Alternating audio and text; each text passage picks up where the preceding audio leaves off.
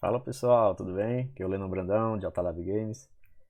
E hoje é um tema muito interessante, que é o seguinte: sua criança se concentra nas atividades da escola ou ela perde a concentração com facilidade, né?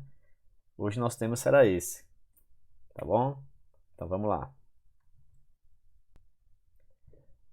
Como eu disse, pessoal, a nossa pergunta é essa: sua criança não se concentra nas atividades? Né? É um tema, ele é muito corriqueiro. Inclusive, um dos meus bebês, né, um dos meus filhos, ele tem essa dificuldade de concentração. Ele faz uma atividade, outra, mas assim já com o tempo perde o foco, já parte para outra atividade e, e isso é um fator que dificulta muito a aprendizagem, né? Ou seja, sem se concentrar, como é que você vai aprender? Nós que somos adultos também somos assim, né? Se a gente está fazendo uma coisa, está estudando e alguma coisa tira a nossa concentração, a gente não consegue assimilar aquele conhecimento, né? E com as crianças, claro que não é diferente, né? Então hoje a gente vai conversar um pouquinho sobre isso. Ou seja, é um desafio aprender ou desenvolver habilidades sem se concentrar, né? Como aprender sem se concentrar naquilo que a gente está querendo, né? Então a gente pode ter assim vários fatores, né? E quais são as causas mais frequentes disso aí? Uma nas crianças é o TDA, né, o transtorno do déficit de atenção. Outra causa pode ser o transtorno do déficit de atenção com hiperatividade, né? E segundo estudos, esses dois estão frequentes em 3 a 5% da população de crianças, né? Então são duas causas assim bem frequentes, né? Pode ser também outros distúrbios ou transtornos que diversos podem possuir essa característica de fazer com que a criança perca a atenção, né? E também pode ocorrer em crianças sem nenhum transtorno, distúrbio, mas que simplesmente possuem dificuldade de manter o foco e a atenção em uma mesma atividade, né? Ou seja, são diversos fatores que podem causar essa deficiência de atenção, esse déficit. Então, a gente vai. O que fazer, né? Se nosso filho, se nosso aluno, ele está passando por essa dificuldade, o que fazer? Né? Primeiramente, procurar profissional da área, né? O profissional da área ele é capacitado para diagnosticar e também direcionar o tratamento e nos orientar para como proceder, seja nós como pais ou educadores, né? Quem são esses profissionais? Geralmente, psicopedagogos, psicólogos e psiquiatras, tá bom? Então, primeiro passo. A gente notou que nosso filho tem essa dificuldade de se concentrar, então vamos procurar ajuda. Vamos procurar esses profissionais para termos um melhor direcionamento, que a gente sabe que quanto mais cedo iniciar o tratamento, maior a chance de evolução, né, nas crianças, bem maior. E qual o papel, né, dos pais e educadores? Nós, pais e educadores, qual o nosso papel? Primeiramente, seguir as orientações dos profissionais, né, o que eles forem indicando, os tratamentos, exames, terapias, atividades, né? Seguir essas orientações. Esse é o nosso primeiro papel. Tanto nós como pais em casa, como os educadores na escola. Realizar o acompanhamento da criança, né? Acompanhar essa evolução, interagir com os profissionais, mostrar as dificuldades que estamos tendo nas atividades ou terapias e acompanhar cada evoluçãozinha e cada dificuldade que nossa criança for apresentando. Também nosso papel. Auxiliar nas atividades, né? Muitas vezes os terapeutas eles fazem o papel dele, né? Nas sessões, nós como pais nós levamos tudinho e eles passam algumas atividades para casa, para que a gente pratique em casa, né?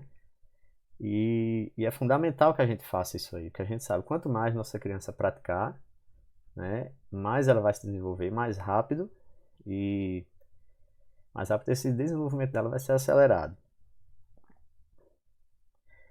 E, por último aqui, otimizar a aprendizagem. O que seria isso? Também é nosso papel a gente tentar ver as melhores formas de otimizar essa aprendizagem, né, com a criança. O que a gente poderia fazer para que ela possa aprender mais rápido, que seja mais atrativo, né, mais envolvente para a criança, para se desenvolver, né? E esse é um grande desafio. Ou seja, o desafio de otimizar a aprendizagem. Por quê? As crianças que têm essa dificuldade de concentração, elas geralmente perdem o interesse por tarefas monótonas, né? Se aquilo é muito monótono, muito parado, até muito simples, às vezes ela não se interessa muito, né? Começa a fazer e logo perde o interesse e foca em outra coisa, né? Aí já dificulta. Então o que é que ela necessita? Ela de estímulos para não se distrair facilmente, né? Ela precisa de atividades que estimulem para que ela sinta a necessidade, a vontade e goste de fazer aquela atividade. Seja atrativa para ela, né? E quanto mais ela fizer, mais ela vai evoluir. E assim, diversos estudos, eles revelam que, olha que interessante, o fundo está caindo aqui, que atividades dinâmicas e tecnológicas prendem a atenção da criança, né? Crianças, todas as crianças, e ainda mais as que têm essa dificuldade de concentração. Ou seja, se uma atividade dinâmica e tecnológica, ela consegue prender mais a atenção da criança. Outra coisa, desafios despertam o interesse da criança, né? Ou seja, se são atividades desafiadoras, né, elas se interessam, né? É o contrário de monótono. Algo monótono ela perde interesse. Se é desafiador, ela já foca mais, já ganha mais interesse, né? Então, vamos pensar. Essas palavrinhas eu deixei verde aqui de propósito, né? O que seria algo dinâmico, tecnológico e que seja desafiador. Vocês conseguem pensar em algo que seja dinâmico, tecnológico e também desafiador? Vamos ver. Games. Simplesmente. Os games eles são dinâmicos, né? Cada ação que você interage com o game, ele vai ter um resultado diferente, né? Então, ele está sempre mudando. Então, é sempre uma novidade. Ele é muito dinâmico de acordo com as ações que você faz nele. Ele é interativo, né? Ele é tecnológico, não preciso dizer mais nada, né? Que um game é uma coisa altamente tecnológica. E é desafiador, né? Ele tem níveis de dificuldade que vão crescendo, que vão fazendo com que você vá evoluindo, né? Então, se você parar para pensar, como os games são dinâmicos, tecnológicos e ao mesmo tempo desafiadores, eles conseguem dois pilares importantíssimos para o aprendizado de uma criança com dificuldade de concentração, que é o quê? A atenção e o interesse, né?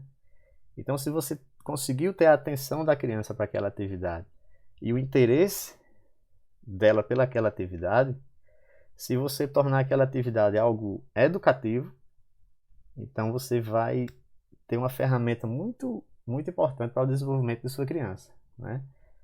Ou seja, um game educativo, né? Aí algumas características dos games educativos, ou seja, que eles fogem do tradicional, né? Eles fogem do tradicional e é como diz aqui, tem um ditado na minha região que diz que menino gosta de novidade, né? Ou seja, se tem aquela atividade que é sempre monótona, é sempre a mesma coisa, ele perde o interesse. Mas um game, como ele é interativo, é tecnológico, desafiador, o menino gosta de novidade, né? Então, essa é a característica dele também. E esse foco na interação, pessoal, que é muito, como eu já tinha falado no slide anterior, o fato da criança participar do aprendizado, dela poder interagir, modificar, isso aí ela se sente parte do aprendizado, nessa construção do conhecimento, né? Que é muito importante. E uma coisa que não podemos esquecer é que as crianças de hoje em dia eles são nativos digitais, né? Diferente da nossa época, né? Hoje eles já nascem em meio à tecnologia. Muitas crianças, antes de aprender a ler e escrever, já dominam um tablet, um smartphone de forma até melhor do que a gente, né? Então essa é uma característica que a gente não pode negar, né? Eles são nativos digitais e a gente tem que utilizar essa tecnologia ao nosso favor, né? Essa facilidade que eles têm, esse interesse que eles têm por tecnologia, a gente tornar essa tecnologia construtiva e educativa é uma ferramenta muito importante na nossa mão, tá bom? Exemplos de games, né? Podemos utilizar games de cores, formas geométricas, e aí vai uma infinidade. Eu citei esses dois porque eu tenho inclusive um mini curso gratuito no meu YouTube, no meu Instagram. Quem quiser pode acompanhar, que a gente mostra um gamezinho educativo bem divertido para as crianças aprenderem cores, né, e as formas geométricas. Pode também para crianças maiores, matemática, ciências, história, geografia, tudo. O que, o que for de conhecimento para ser aplicado para a criança, você pode bolar um game para fazer. Basta ter a criatividade e saber a estratégia, né, de construção do game e a ferramenta. E outra coisa bem interessante, que os games auxiliam bastante, muitas crianças com alguma dificuldade de se expressar, né, algumas crianças com necessidades especiais, a gente pode fazer games maravilhosos. Um exemplo, família.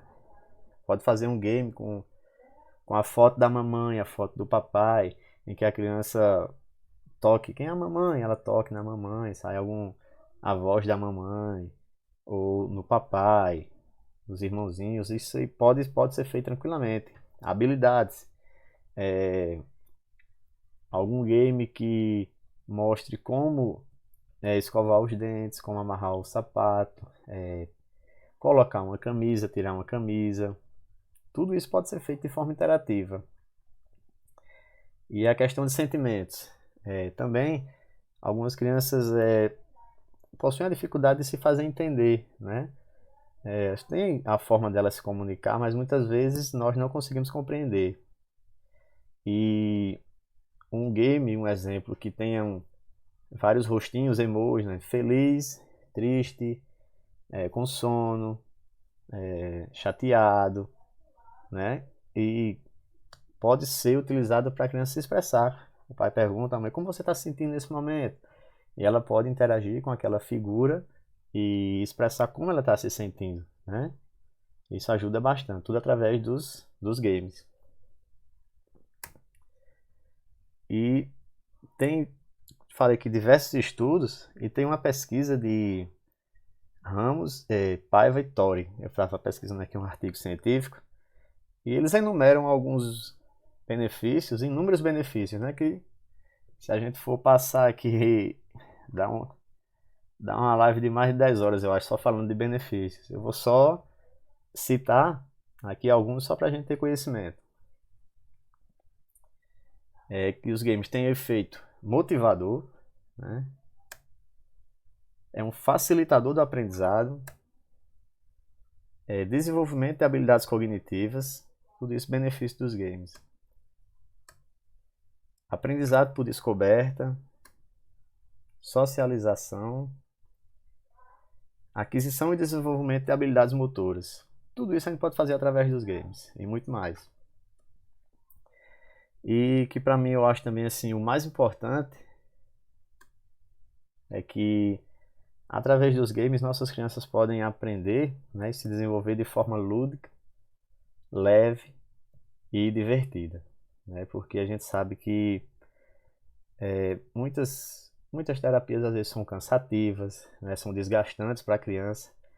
Então, se a gente puder fazer que esse momento de aprendizagem, de evolução delas se torne cada vez mais leve, mais lúdico, mais feliz, mais divertido, isso aí, e saber que toda essa leveza e diversão assim ainda acelera ainda mais o desenvolvimento dela. Isso aí para mim é show de bola, é o que me torna mais assim feliz, né? Seria o maior benefício, seria isso. Ela desenvolver de forma lúdica e feliz, né? Então, pessoal, vou encerrar o vídeo por aqui.